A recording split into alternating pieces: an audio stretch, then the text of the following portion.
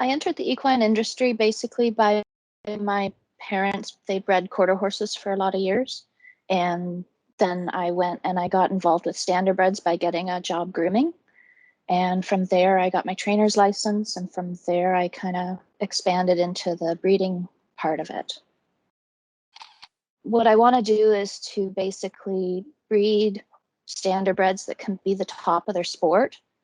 And anything that can help me improve on that, whether it's from the horse side of things, improving their health, their well-being, the way that they're raised, from the business side of things as well, making sure that we're getting the most bang for our buck, and maybe there's a way to improve that as well.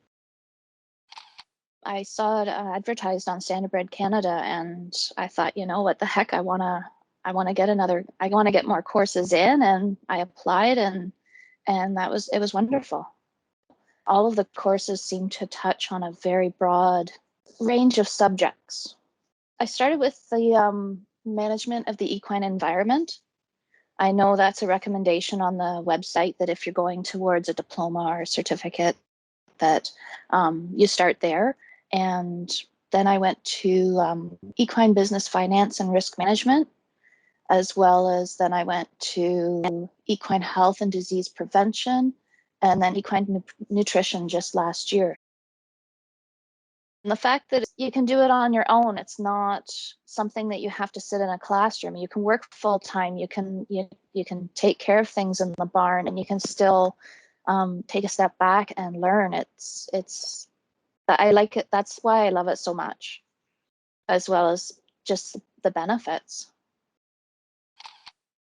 I don't know if it's a lot of big ones, but it's a lot of little changes. Like with the management of the equine environment, it made me kind of step back from both an environmental point of view as well as a view on taking care of the horses, and just feeding hay in a feeder, having the waste as well as the mess that could produce perhaps flies and contribute to that. So I ended up, from that, I went to slow feed hay nets, which reduces flies and anything like that, as well as it's actually brought the cost down, because now instead of a bale of hay lasting 7 days, it's lasting 10 days. The other thing, there was another course that equine nutrition, it went into the digestive of the horse and what kind of vitamins and minerals they need and how they use it and how they can absorb it and how they need sometimes for the microbiome to turn food into something that they can absorb. And from there, I ended up changing it. It went into commercial feeds. We did a lot of work into commercial feeds and understanding what kind of horses, what different kinds of horses need different kinds of feeds and how you can kind of meet those requirements. And I changed into a ration balancer. And not only from a body condition scoring, but to the top line condition scoring. I didn't realize there was two.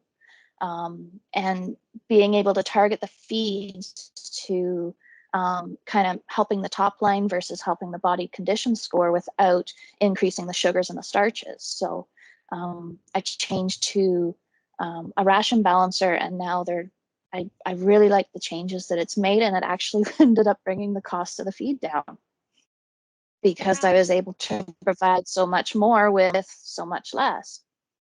So it really makes you take a step back and kind of analyze and assess things, and what happens if I do this, and sit down with a pencil and say, okay, these are the costs now, and these are the costs if I change, and this is the feed label now, this is the feed label if I change, and it helps make those changes a lot simpler and really makes a lot of benefit. It's definitely worth it. I know I work full time as well as have my horses, and sometimes the schedule is absolutely jam packed, but the courses kind of make you take a step back and learn new things and kind of take an assessment on how things can be, how things might not be. And the other thing with the courses, it puts you into contact with people from around the world. One course, there was a gentleman from Japan. Another course, there was people down in the US that in places that were prone to flooding and wildfires.